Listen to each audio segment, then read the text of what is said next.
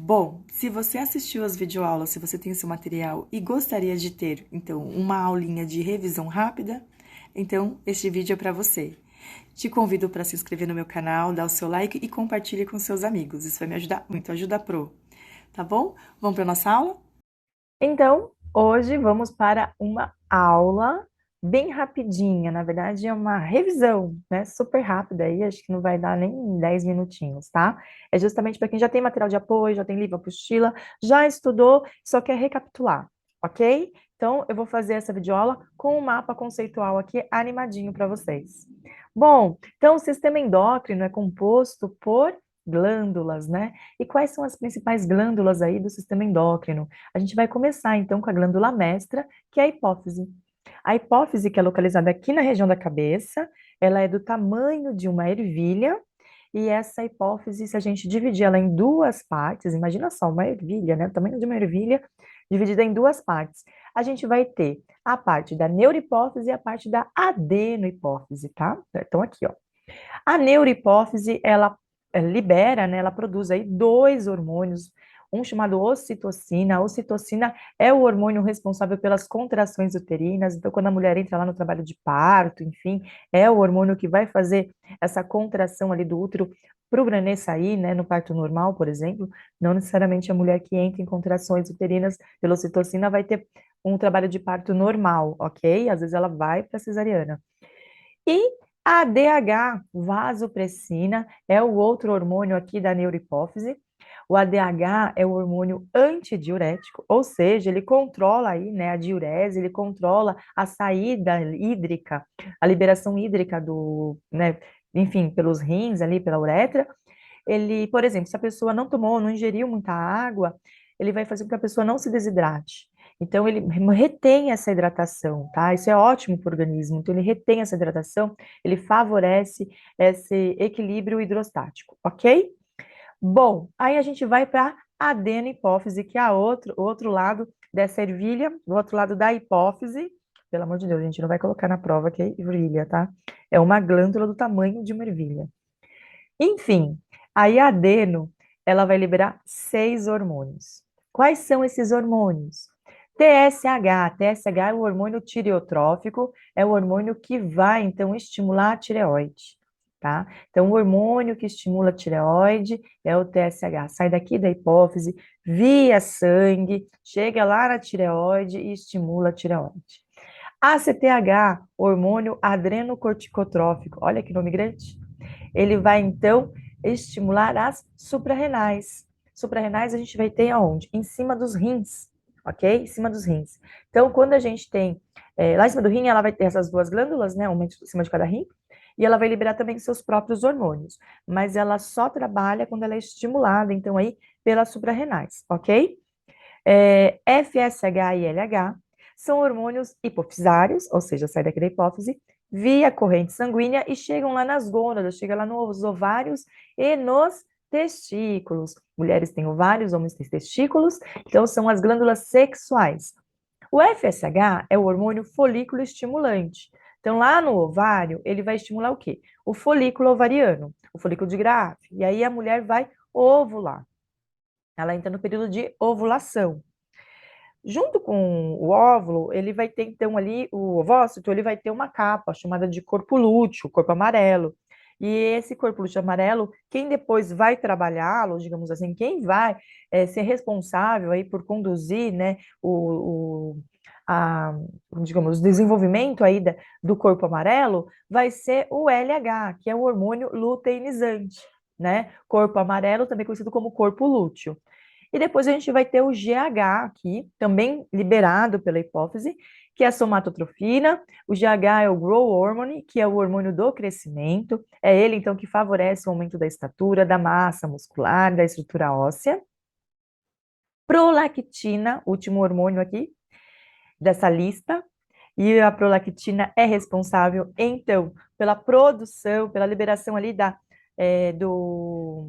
do leite materno, né? A ocitocina também, tá, gente? Ela trabalha em comunhão aqui para a liberação desse leite. Então, a prolactina, ela vai favorecer a saída do leite materno ali no período de aleitamento. E Então, vamos falar um pouquinho agora da tireoide, a segunda glândula aqui na nossa linha aqui de glândulas. A tireoide, ela vai produzir três hormônios. Eu vou começar de baixo para cima. T3 e T4 aqui, tá? T4 e T3. T4, tá? É a tiroxina. E o T3 é a triiodotironina. T4 e o T3 são responsáveis pelo metabolismo. Então, quando você come, é ele que vai. Ou você tem um metabolismo acelerado, ou um metabolismo um pouco mais pausado, mais basal. O que acontece? Justamente pelo equilíbrio desses dois hormônios. É eles que vão dar essa característica para o teu corpo, para a sua fisiologia. E só para vocês terem, só por conhecimento, né? A tireoide ela trabalha então vinculada ao iodo, né? Um sal. A gente tem iodo no nosso sal de cozinha, tá? O sal que a gente tempera lá, enfim, faz os alimentos. E esse iodo ele ajuda aí no, digamos assim, na estrutura dessa glândula, ok? Quando ela cresce demais, ela vai dar um probleminha na garganta chamado de bócio, bócio endêmico, né? Aqui, ó. E esse bócio cresce o pescoço da pessoa, né, justamente pelo crescimento da tireoide. Quando a pessoa tem alta produção de hormônios tiroidianos, então ela vai ter uma liberação, né, exacerbada aí, ela vai ter o hipertiroidismo. Aí o corpo dela vai trabalhar muito acelerado. Aí a temperatura fica alta, né? Ela emagrece muito rápido, dá fraqueza, né? Porque daí ela elimina muito os nutrientes, né? Rapidamente, enfim. Quando é o contrário, ela produz em pouca quantidade, tá? De uma forma mais lenta, né? A tireoide vai trabalhar de forma mais lenta, ela vai ter o tal do hipotiroidismo. E aí a pessoa engorda, a pessoa ela vai ter a pele um pouco mais seca, porque ela não vai ter muita sudorese, ela quase não vai transpirar, tá? Então, um desequilíbrio aí também hormonal, que acarreta, então, num problema metabólico. Calcitonina, que é esse hormônio aqui com o nome um pouquinho mais compridinho, né? A calcitonina, ela vai trabalhar em conjunto, em parceria com o paratormônio, que é de uma outra glândula. Para quem não sabe, a tireoide e a paratireoide ficam na região da garganta, tá? Elas ficam ali bem próximas, mas a paratireoide só produz paratormônio. Paratormônio e calcitonina, eles vão fazer o quê? Elas vão fazer o equilíbrio dos íons de cálcio, tá? Então, enquanto um fica ali depositando os íons de cálcio nos ossos, o outro então vai liberando para a corrente sanguínea. E por que que se libera íons de cálcio, né? Por exemplo, se retira lá dos ossos para a corrente sanguínea? Porque a gente usa cálcio, por exemplo, na contração muscular. E aqui eu quero só deixar uma informação que quando a gente tem cãibra, às vezes não é lá, come banana que é potássio, não. Às vezes é cálcio, é falta de cálcio no organismo. Então, onde a gente tem cálcio? Nos leites e derivados do leite, né, dos laticínios, nos alimentos verdes escuros, tá? Tem bastante cálcio. Então, vale aí uma reflexão da sua dieta. Tem muita cãibra, como que tá a sua dieta, né, para fazer esse equilíbrio aí metabólico. Ok? Vamos então agora para as suprarrenais. Suprarrenais, que ficam ali em cima dos rins, né, que eu já falei para vocês. E as suprarrenais, ela vai liberar então alguns hormônios. Aqui, adrenalina, cortisol e andrógenos, né? Adrenalina é sim a adrenalina que a gente fica falando muito lá no sistema simpático, né? Parasimpático, lá do sistema nervoso. Lembra dessa aula? Se não lembra, vale uma recapitulação, viu? Que é gente, é um conteúdo importantíssimo para Enem, para vestibular, enfim, tá? Para a vida. A adrenalina, então, quando o seu coração bate muito forte, né? Aquela coisa, aquela ansiedade, enfim, é um hormônio aí, né, que dá essa agitação na gente. Ela é liberada aqui nas suprarrenais, em cima dos rins. O cortisol é o hormônio do despertar, né? Você acorda de manhã e aquele hormônio que faz você ficar atento, né, com a luz, enfim, é óbvio que ele está ligado ao seu ciclo circadiano, baixa a melatonina e aí sobe o cortisol e aí você desperta, tá? Então, é o hormônio aí do despertar. É um dos problemas das pessoas que ficam com, por exemplo, luzes no quarto, à noite não dorme no escurinho, ou às vezes fica com barulhinho, não dorme no silêncio, porque a suprarrenal fica ali gotejando cortisona, digamos assim, ela sabe, não para, né? Enfim, e precisaria dar uma pausa e depois você sentir esse pico logo pela manhã, tá? Então aí, atenção ao seu hábito noturno, como que tá seu sono, seus horários, ok? Bom, andrógeno, para não dormir na aula, hein? Não pode dormir na aula. Andrógenos. Andrógenos aqui eu vou chamar atenção para testosterona, porque nós, mulheres, produzimos a testosterona aqui, né, pelas suprarrenais. E já ouviu falar aquela mulher assim, ai, ela tem um pouco mais de testosterona, por isso que ela tem um pouquinho mais de pelo, essas coisas. Enfim, também, tá? Tem a parte genética, mas também tem a parte aí hormonal. E os hormônios podem, sim, alterar algumas características do nosso corpo, tá? Isso acontece nos homens também. Enfim, então aqui a gente tem os andrógenos, a gente vou destacar aí a testosterona nas suprarrenais. Agora, vamos falar de uma outra glândula que não está aqui, o pâncreas, olha lá, apareceu, e ele libera dois hormônios importantíssimos, né? Da insulina e glucagon. Quando você tem um desequilíbrio nesses hormônios, justamente na insulina, ou no receptor da insulina, ou na produção, você vai ter um desequilíbrio aí chamado diabetes, tá? Óbvio que tem vários problemas metabólicos envolvendo o pâncreas, fígado, enfim, porque, né, são órgãos aí mistos e que eles acabam trabalhando tanto aqui no sistema endócrino quanto lá no sistema digestório, né? O pâncreas ele tem essa função aí. Lembra que ele produz o suco pancreático também lá na digestão. Suco pancreático liberado no duodeno. Enfim, pâncreas na função endócrina, ele vai liberar insulina e glucagon. Insulina, alimento entrou no teu corpo, aí o teu corpo vai lá e produz insulina. Pá! Essa insulina cata a molécula de glicose que veio no seu alimento e vai reservar, fazer uma reserva disso, vai empacotar. Vai pegar várias moedinhas de glicose, vamos por assim, e vai fazer um pacotinho de glicogênio e vai armazenar lá no teu músculo.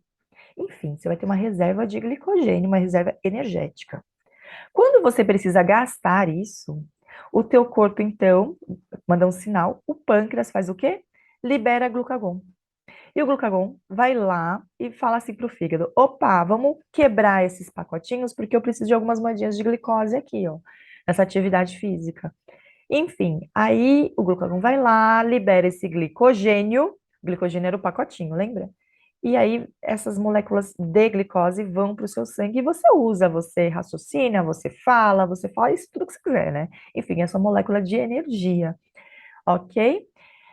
Então, o pâncreas está ligado a isso. Tem pessoas que já nascem com problema nas células, né, nas ilhotas de Langerhans, lá no pâncreas. São as ilhotas que produzem, então, justamente ali a insulina.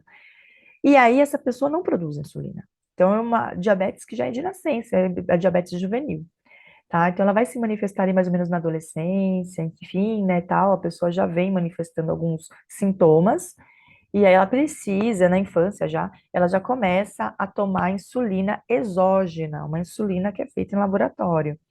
E essa insulina, a pessoa então, ela injeta, né, no corpo, e essa insulina, enfim, vai fazer o trabalho de uma insulina natural, que seria fabricada ali, produzida pelo próprio pâncreas. O SUS, ele dá hoje um aparelhinho que faz essa inserção aí da insulina, essa aplicação, ele faz a medição da glicemia, da taxa, né, de glicemia da pessoa, é bem bacana. E existe um outro tipo de diabetes, que é a diabetes, por exemplo, ligada ao seu comportamento alimentar, seus hábitos alimentares. Pessoas com alto consumo de carboidratos, né, sabe, frituras, com obesidade, a gente tem também uma doença chamada ai, como que é crise metabólica? Enfim, esqueci o nome. Síndrome metabólica. A síndrome metabólica, onde a pessoa tem uma circunferência abdominal um pouco mais avantajada, né, aquela barriguinha um pouco mais saliente. Aí você fala assim, mas ele não bebe, tem barriguinha. A alimentação. Aí vai ter pressão alta, e aí vai dar um problema sistêmico, tá? Síndrome metabólica. E aí pode ter, então, a diabetes. E essa diabetes, ela é, então, adquirida por conta dos hábitos alimentares. E essa diabetes também, mesma coisa, é questão da insulina. Só que a pessoa produz insulina, só que ela tem um problema na recepção. Então, ela não consegue controlar, sabe, esse excesso de glicose. Ela tem que tomar cuidado com o que ela come e ela tem que queimar isso, tem que fazer muita atividade física, tá? Então, é um outro tipo de diabetes. Um outro tipo de diabetes também, vou falar aqui da gestacional, da mulher que tá gestante. Então, por conta do corpo, tá pedindo muito consumo, né, de energia, tal, precisa se alimentar. E também para o bebê, ela acaba exagerando e ela pode entrar num quadro aí de diabetes, tá? Diabetes gestacional. Bom, a diabetes insípidos, esqueci de falar, ela não está ligada aqui, mas em diabetes insípidos é ligada ao ADH, vasopressina, lá na hipófise, tá? Então, a pessoa elimina demais água, e aí ela fica com excesso ali de glicose no corpo, tá bom?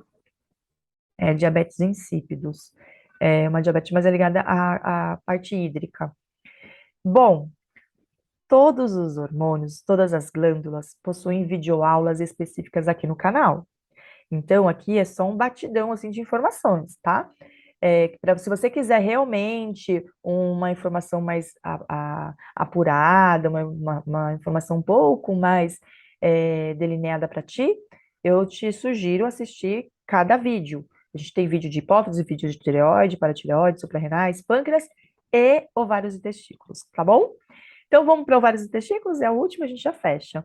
Ovários, então, que produzem seus próprios hormônios, são eles estrógeno e progesterona. Ciclo menstrual. Se você estudar ciclo menstrual, você vai estudar o ciclo ovariano. Então, o FSH e o LH lá da hipófise vem e faz, então, com que a mulher ovule. Então, pico na ovulação de FSH e LH. Aí, quem vai preparar o útero para receber um bebê? O estrógeno. Então, o ovário libera um hormônio chamado estrógeno, ou estrogênio, enfim. E aí ele vai, então, preparar esse útero para um bebê, para uma possível gravidez. Aí o que acontece? Nisso também vai liberar, depois que a mulher ovulou, vai liberar a progesterona. A progesterona é o seguinte, tem o pico de progesterona. Se a mulher está grávida, ele se mantém alto até o final da gravidez. Se a mulher não tem um embrião, se não vai ter uma gestação em curso, o que acontece? Não teve uma fecundação. Naquele mês, então, essa progesterona cai, e se ela cai, a mulher menstrua, tá? Então, quem vai sinalizar aí a menstruação é a queda da progesterona. Bom, testículos, ele vai fabricar, vai produzir aí o seu próprio hormônio, que é a testosterona. Então, testosterona, que dá todas as características sexuais masculinas, né? Barba, dá pelos, da musculatura, né? Aumento da musculatura, da massa muscular, do aumento aqui do gogó, né? Da laringe, enfim. E é isso, gente. Essa foi a nossa revisão. Espero, né, que tenha aí aprendizagem, espero que vocês mandem bem nas provas, tá? Seja para os meus alunos que estarão fazendo uma prova em breve, ou para você que está aí com um outro objetivo, enfim. Qualquer dúvida, me escreva aqui. É um prazer sempre estar aqui conversando com vocês. Um beijo e até a próxima aula.